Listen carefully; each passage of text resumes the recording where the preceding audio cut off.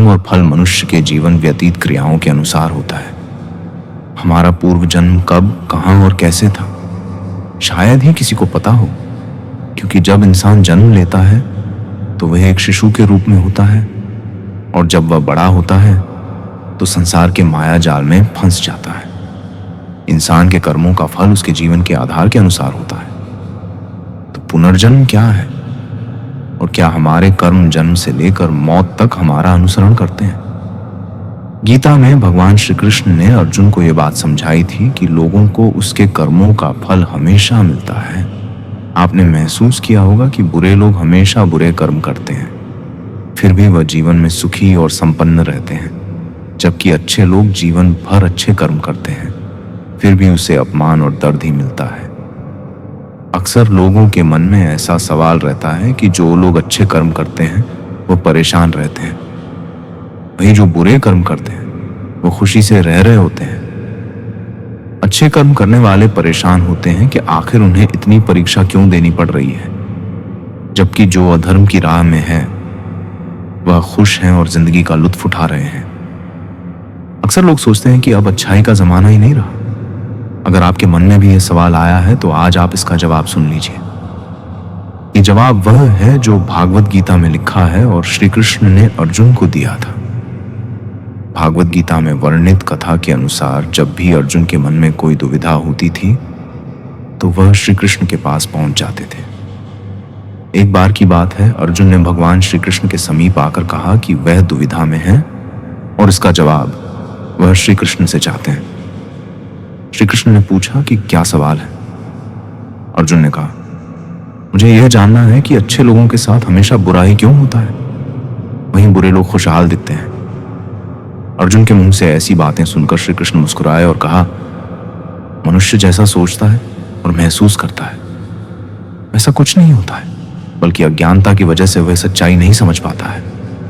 अर्जुन उनकी यह बात समझ नहीं पाए।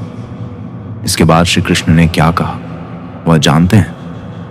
कान्हा ने अर्जुन से कहा कि हे पार्थ, मैं तुम्हें एक कथा सुनाता हूं, उसे सुनकर तुम समझ जाओगे कि हर प्राणी को उसके कर्म के हिसाब से ही फल मिलता है। प्रकृति हर किसी को अपनी राह चुनने का मौका देती है। अब वह मनुष्य की इच्छा पर निर्भर करता है कि उसे धर्म की राह लेनी है या अधर्म की। कथा शुरू करते हुए श्री कृष्ण ने कहा, एक नगर में दो पुरुष रहा करते थे। एक पुरुष व्यापारी था जिसके जीवन में धर्म की बहुत महत्ता थी। वह पूजा पाठ में यकीन रखता था, वह हर रोज मंदिर जाता था और दान धर्म भी करता था और हर रोज भगवान की पूजा करता था। वहीं दूसरा पुरुष बिल्कुल विपरीत था।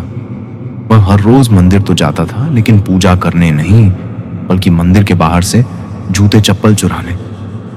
उसे दान और धर्म से कोई लेना देना नहीं था। समय बीतता गया और एक दिन बहुत जोर की बारिश हो रही थी। इस वजह से मंदिर में पुजारी के अलावा कोई नहीं था। ये बात जब दूसरे पुरुष को पता चली तो उसने कहा कि यह सही मौका है मंदिर का धन चुराने का। पंडित से नजर बचाकर उसने मंदिर का सारा धन चुरा लिया। उसी समय धर्म कर्म में विश्वास रखने वाला व्यक्ति भी मंदिर पहुंचा। दुर्भाग्य से मंदिर के पुजारी ने उसे ही चोर समझ लिया और चिल्लाने लगे। वहां लोग एकत्र हो गए और उसे बहुत मारा। किसी तरह वह बचते बचाते वहां से निकला तो दुर्भाग्य ने उसका साथ वहां भी नहीं छोड़ा। मंदिर के बाहर वह एक गाड़ी से टकरा गया और घायल हो गया। फिर वह व्यापारी लंगड़ाते हुए घर जाने लगा तो रास्ते में उसकी मुलाकात उस पुरुष से हुई जिसने मंदिर से धन चुराया था। उसने कहा, आज तो मेरी किस्मत चमक गई, एक साथ इतना सारा धन मिल गया। ये सब देखकर उसे बहुत बुरा लगा और उसने अपने घर से भगवान की सारी तस्वीरें निकाल दी। कुछ सालों बाद दोनों पुरुषों की मृत्यु हो गई। मरने के बाद जब दोनों यमराज की सभा में पहुंचे और भले पुरुष ने दूसरे व्यक्ति को देखा तो उसे बहुत गुस्सा आया। उसने क्रोधित होकर यमराज से पूछ ही लिया, मैं तो हमेशा अच्छे कर्म करता था, दान में विश्वास रखता था, उसके बदले जीवन भर मुझे अपमान और दर्द ही मिला और इस व्यक्ति को नोटों से भरी पोटली। आखिर ऐसा भेदभाव क्यों? इस पर यमराज ने कहा, पुत्र, तुम गलत समझ रहे हो। जिस दिन तुम्हारी गाड़ी से टक्कर हुई थी वह दिन तुम्हारे जीवन का आखिरी दिन था, परंतु तुम्हारे अच्छे कर्मों की वजह से तुम्हारी मौत सिर्फ एक छोटी सी चोट में बदल गई। तुम इस दुष्ट व्यक्ति के बारे में जानना चाहते हो? दरअसल इसके भाग्य में राजयोग था, मगर इसके कुकर्मों और अधर्म की वजह से वह सिर्फ एक छोटी सी धन की पोटली में बदल गया। कथा सुनाने के बाद श्री कृष्ण अर्जुन से कहते हैं, पार्थ, क्या अब तुम्हें तुम्हारे सवाल का जवाब मिल गया? ऐसा सोचना कि भगवान तुम्हारे कर्मों को नजरअंदाज कर रहे हैं, यह बिल्कुल भी सत्य नहीं है। भगवान हमें कब क्या किस रूप में दे रहा है मनुष्य को समझ में नहीं आता है, मगर आप अच्छे कर्म करते रहे तो भगवान की कृपा हमेशा बनी रहती है। इसलिए अपने अच्छे कर्मों को बदलना नहीं चाहिए, क्योंकि उसका फल हमें इसी जीवन में मिलता है। इसलिए मनुष्य का फर्ज है कि वह हमेशा अच्छे कर्म करते रहे, क्योंकि श्री कृष्ण ने गीता में भी बताया है कि किसी के द्वारा किया गया कर्म बेकार नहीं जाता है, चाहे वह अच्छा हो या बुरा। दोस्तों, हम जैसा कर्म करते हैं वैसा ही हमें फल मिलता है। अगर हमने अच्छे कर्म किए होते हैं तो उसका हमें अच्छा फल मिलता है, और बुरे कर्म किए होते हैं तो हमें उसका फल बुरा मिलता है। अगर हमारे साथ कुछ बुरा होता था तो पहले लोग ऐसा बोलते थे कि जरूर उसने पिछले जन्म में कुछ बुरा किया होगा, इसीलिए इसके साथ ऐसा इस जन्म में हुआ। लेकिन अगर हम बात आज के जमाने की करें तो हमें अपने कर्म का हिसाब भी इसी जमाने में चुकाना पड़ता है। पहले भगवान नोट और कलम लेकर सभी के कर्म का हिसाब करते थे, इसलिए पिछले जन्म का हिसाब इस जन्म में होता था। लेकिन आज तो इंटरनेट का जमाना है, इसलिए भगवान भी लैपटॉप लेकर बैठते हैं और सभी के कर्म का हिसाब इसी जन्म में होता है। ये कहानी भी कर्म के बारे में ही है।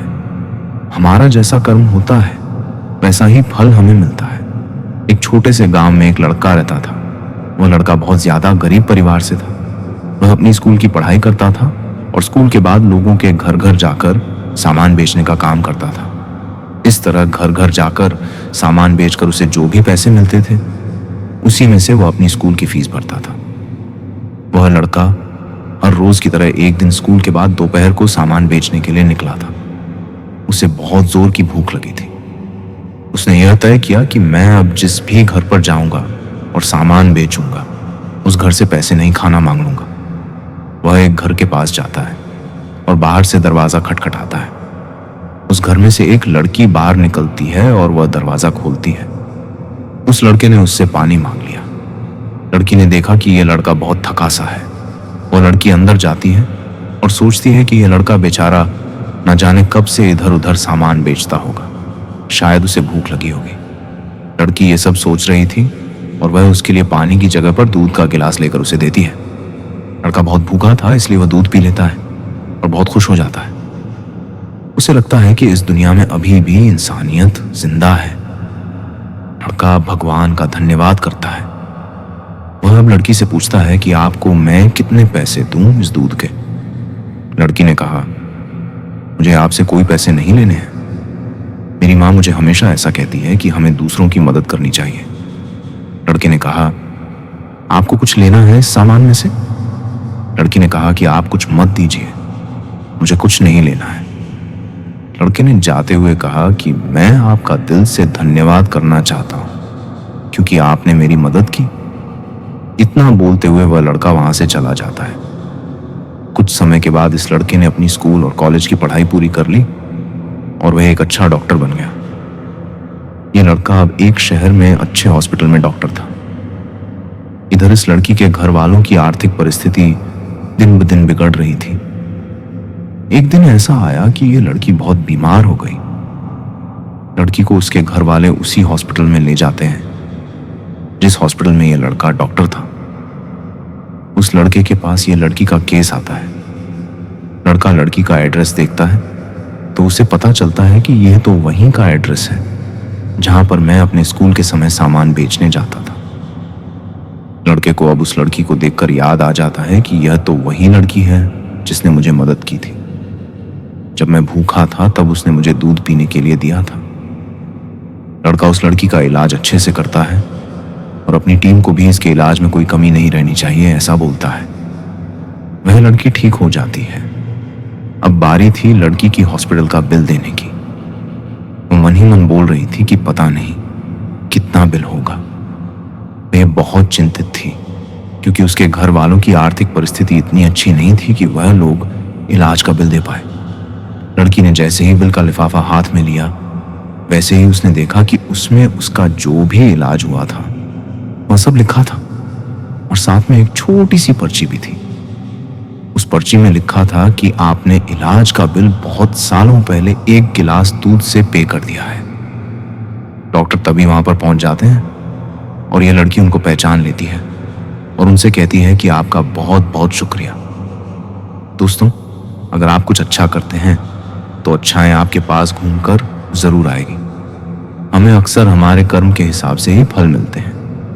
जैसा हमारा कर्म होता है वैसा ही हमें कर्म का फल मिलता है। श्रीमद् भागवत गीता में योगी राज श्री कृष्ण महाराज ने संदेश दिया है कि व्यक्ति को अपने किए हुए शुभ और अशुभ सभी कर्मों का फल अवश्य ही भोगना पड़ता है।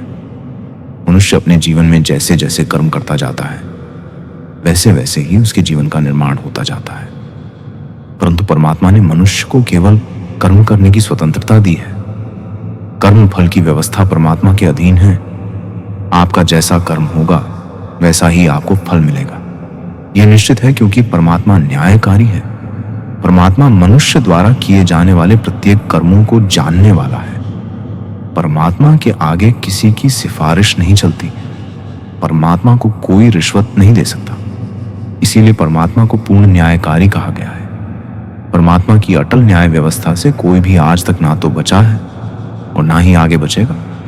इसीलिए अच्छे कर्म करने वाला व्यक्ति निर्भय होता है और बुरा कर्म करने वाला व्यक्ति हर समय भयभीत होता है। अब सवाल यह है कि कर्मों का फल क्यों भोगना पड़ता है? क्या इसे टाला नहीं जा सकता है?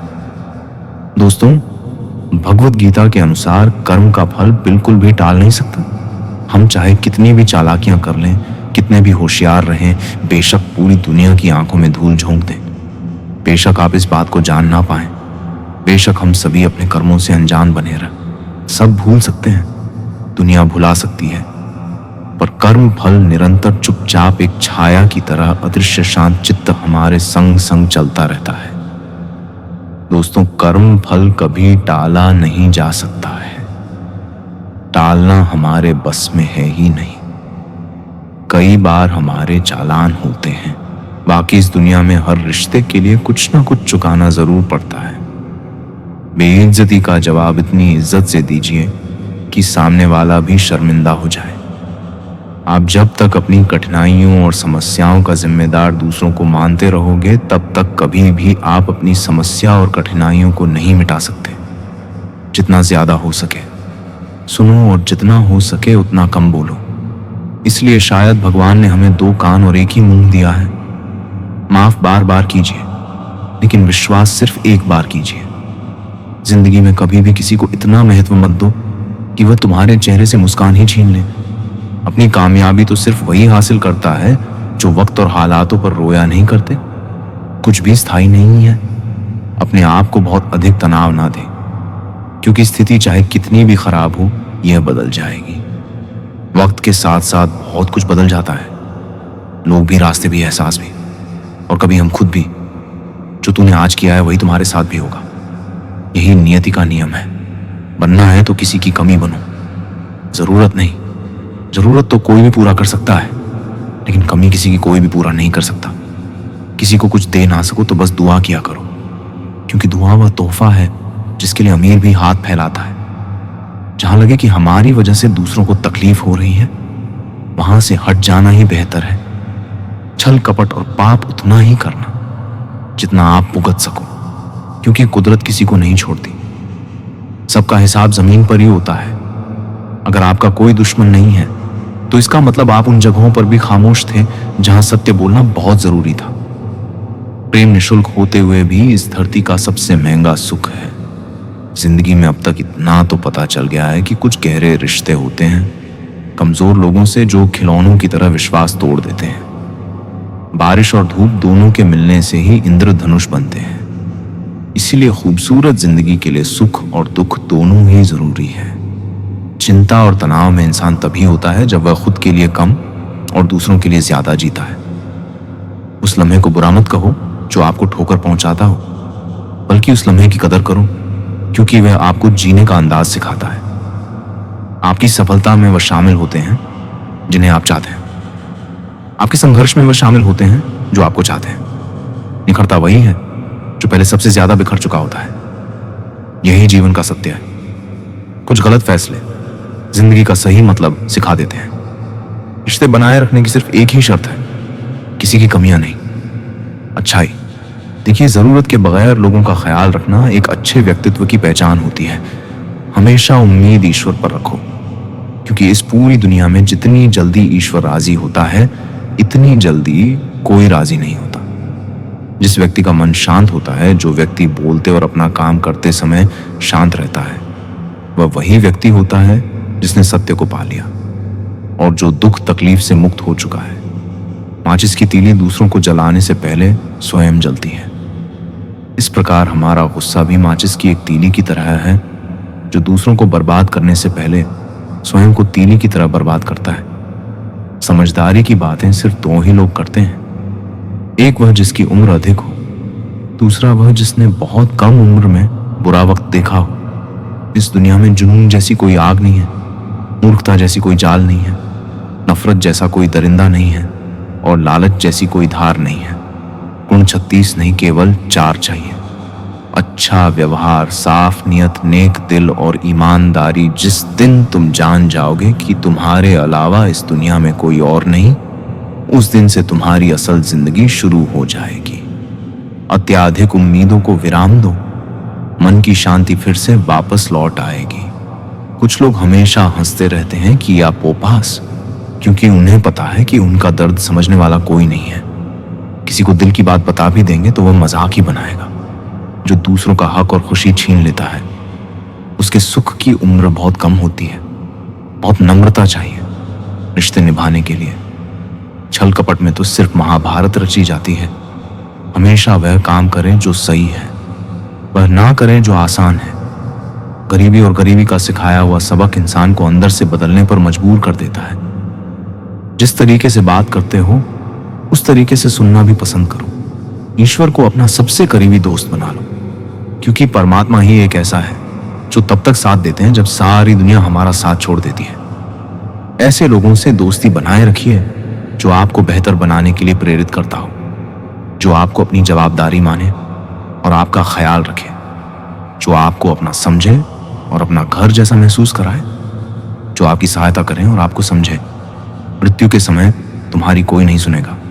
कर्म की गति ही तय करेगी कि तुम किस ओर घसीटे जाओगे। स्वास्थ्य सबसे बड़ा उपहार है, संतोष सबसे बड़ा धन है, वफादारी सबसे बड़ा संबंध है। छल करोगे तो छल मिलेगा आज, नहीं तो कल मिलेगा। जियोगे जिंदगी सच्चाई से, सुकून हर पल मिलेगा। उपवास हमेशा अन्न का ही क्यों, लोभ, लालच, घृणा, चुगली, क्रोध और गंदे विचारों का भी होना चाहिए। मन का संकल्प और शरीर का पराक्रम यदि किसी काम में पूरी तरह लगा दिया जाए तो सफलता अति अवश्यती है। भाग्य के दरवाजे पर सर पीटने से बेहतर है कर्मों का तूफान पैदा करें। दरवाजे अपने आप खुल जाएंगे। क्रोध की अवस्था में भ्रम जन्म लेता है। भ्रम बुद्धि को नष्ट कर देता है।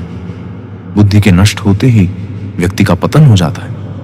पानी मर्यादा छोड़े तो विनाश होता है, यदि वाणी मर्यादा छोड़े तो सर्वनाश होता है। किसी को धोखा देना एक कर्ज है जो आपको किसी और के हाथों एक दिन जरूर मिलेगा।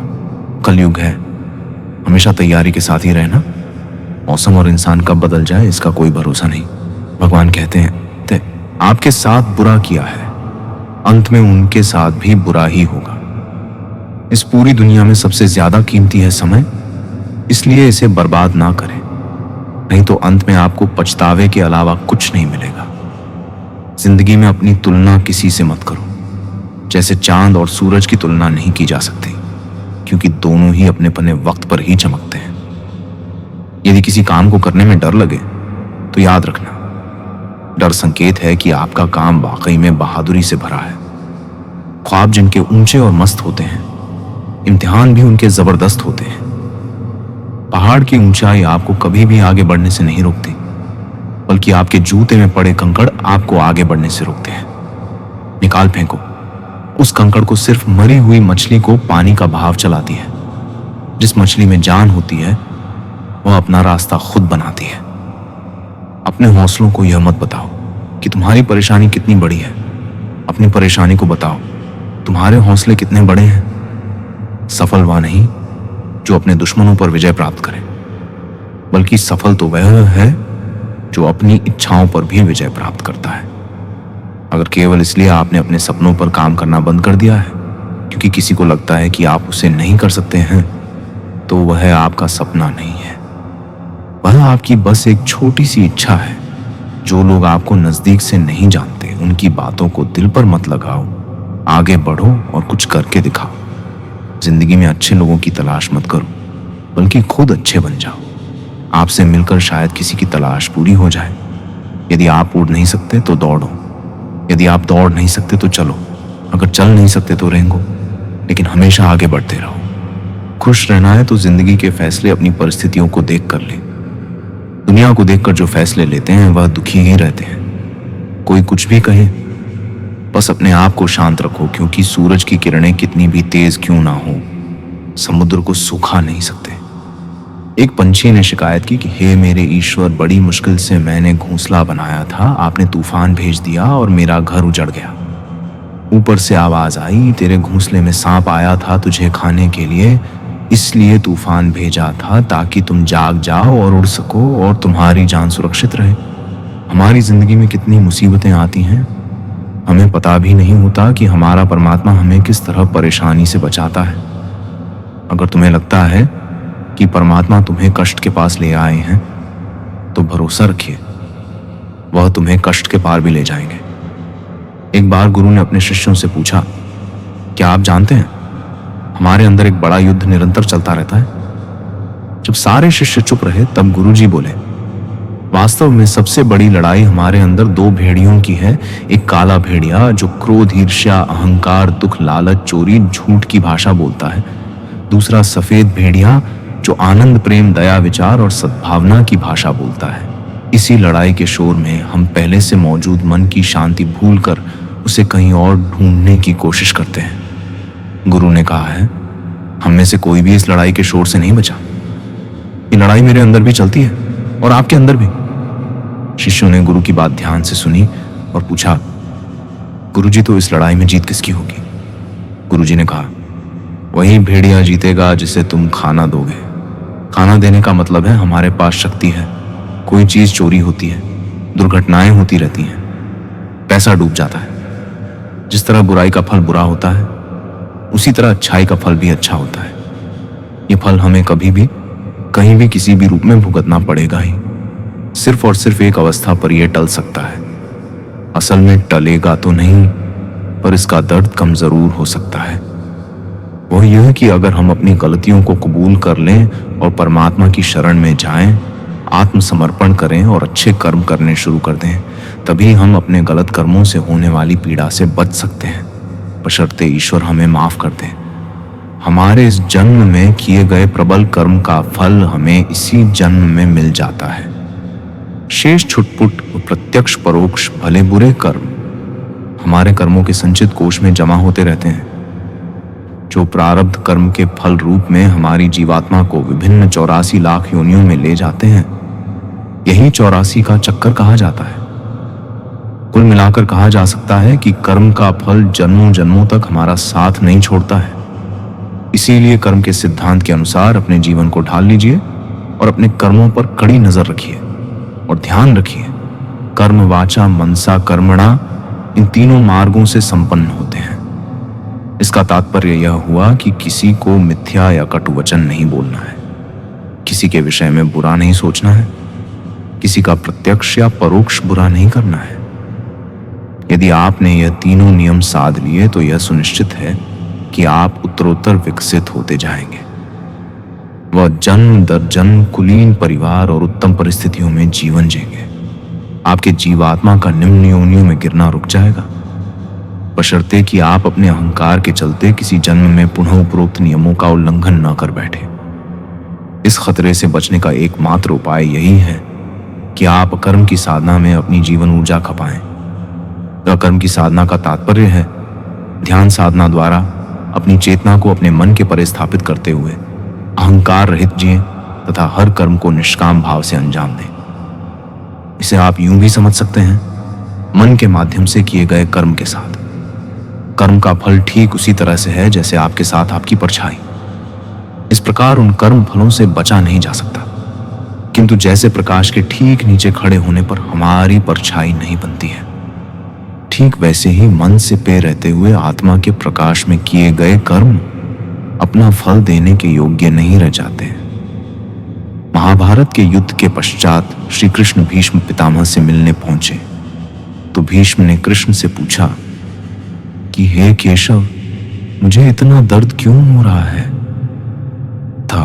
दोस्तों, अब सवाल यह उठता है कि क्या इन कर्मों से छुटकारा पाने का भी कुछ उपाय है क्या? इसके लिए भगवान श्री कृष्ण ने गीता के 4 अध्याय में जो बताया है उसे सुनते हैं।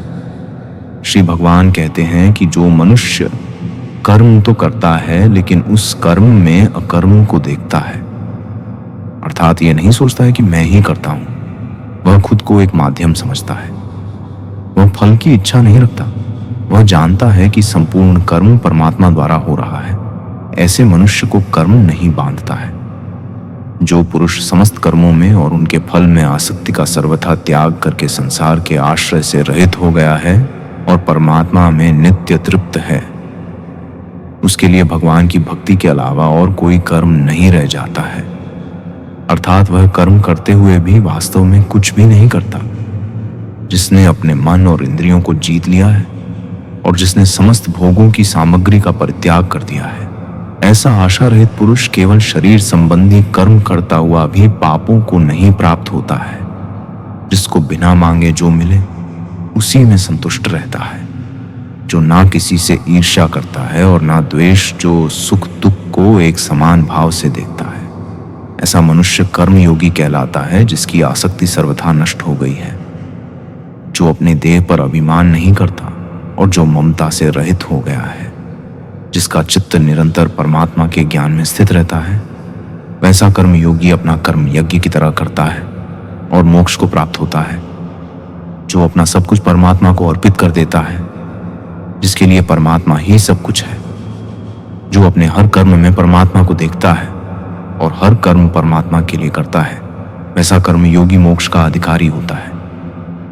गीता में भगवान श्री कृष्ण कहते हैं कि मनुष्य को सदैव अच्छे कर्म करने चाहिए, क्योंकि कर्मों के क्षीण हो जाने पर भाग्य भी नष्ट हो जाता है। जिस मनुष्य का अपने कर्मों पर अटूट विश्वास होता है और जो मनुष्य अपने कर्मों पर सदा अडिग रहता है, वही मनुष्य जीवन में सफल होता है। श्री कृष्ण कहते हैं कि हर व्यक्ति को बिना कुछ सोचे समझे सिर्फ कर्म के मार्ग पर चलते रहना चाहिए। जो मनुष्य कर्म किए बिना सिर्फ फल की चिंता करता है, उसे जीवन में सिर्फ असफलता ही प्राप्त होती है। श्री कृष्ण के अनुसार परिस्थितियां चाहे कितनी भी खराब हो, वह हमेशा एक जैसी नहीं रहती है, वह बदलती जरूर है। इसलिए मनुष्य को बहुत धैर्य और हिम्मत से काम लेना चाहिए। श्री कृष्ण कहते हैं कि ईश्वर कभी भी किसी व्यक्ति के साथ नाइंसाफी नहीं करता, वह उसको केवल वही देता है जिसके वह लायक है। भगवान कहते हैं कर्म करो लेकिन फल की इच्छा मत रखो। इस संसार में कोई भी मनुष्य किसी भी काल में शर्म मात्र भी बिना कर्म किए नहीं रहता, क्योंकि सारा मनुष्य समुदाय कर्म करने के लिए ही पैदा हुआ है। बिना कर्म किए कोई रह नहीं सकता है। जो मनुष्य समस्त इंद्रियों को वश में करके आसक्ति रहित कर्म करता है, वही श्रेष्ठ है, अर्थात वही कर्मयोगी है। उसे कर्म का मार्ग दिखाते हुए श्री कृष्ण कहते हैं कि कर्म न करने की अपेक्षा कर्म करना ज्यादा श्रेष्ठ है, तथा कर्म न करने से मनुष्य का शरीर निर्वाह भी नहीं सिद्ध होता है। अर्थात मनुष्य को चाहिए कि वह सिर्फ अपने कर्तव्यों का पालन करे, क्योंकि कर्म नहीं करने से मनुष्य का जन्म लेना भी बेकार हो जाता है।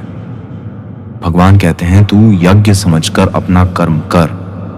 जिस प्रकार यज्ञ समाज और प्रजा की भलाई के लिए किया जाता है, उसी तरह तू अपने कर्मों को यज्ञ समझकर अर्थात अपना कर्तव्य समझकर कर्म कर। जो पुरुष इस परंपरा से नहीं चलता, प्रकृति के नियमों का पालन नहीं करता, अर्थात अपने कर्तव्य का पालन नहीं करता, वह इंद्रियों के द्वारा भोगों को भोगने वाला पापी पुरुष व्यर्थ ही जीता है। परंतु जो मनुष्य आत्मा में ही रमण करने वाला और आत्मा में ही तृप्त तथा आत्मा में ही संतुष्ट हो, उसके लिए कोई कर्तव्य नहीं है।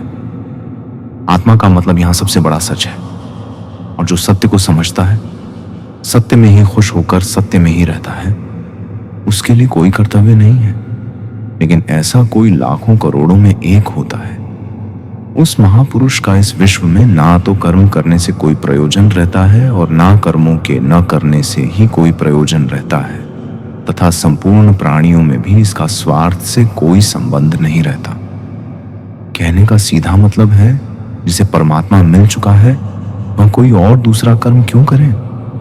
श्री कृष्ण कहते हैं, अगर तुमने कोई रिश्ता खोया है या किसी रिश्ते से निराश हो तो वह रिश्ता मुझसे बना लो, मैं कभी भी तुम्हें छोड़कर नहीं जाऊंगा। इसीलिए तू निरंतर आसक्ति से रहित होकर, अर्थात अपनी इच्छा को त्याग कर सदा कर्तव्य कर्म को भली भांति करता रहे, क्योंकि आसक्ति से रहित होकर कर्म करता हुआ मनुष्य परमात्मा को प्राप्त हो जाता है। बहुत से ऐसे लोग हैं जो कर्म करते हुए ही परम सिद्धि को प्राप्त हुए थे। जनक आदि ज्ञानी जन भी आसक्ति रहित कर्म द्वारा ही परम सिद्धि को प्राप्त हुए थे। इसीलिए कर्म करना ही उचित है। श्रीमद् भगवद गीता में श्री कृष्ण कहते हैं कि जीवन में कुछ भी स्थायी नहीं है, इसलिए स्वयं को अधिक तनावग्रस्त ना करें। किसी के साथ चलने से ना तो कोई खुशी मिलती है और ना ही लक्ष्य। इसीलिए मनुष्य को सदैव अपने कर्मों पर विश्वास करते हुए अकेले चलते रहना चाहिए।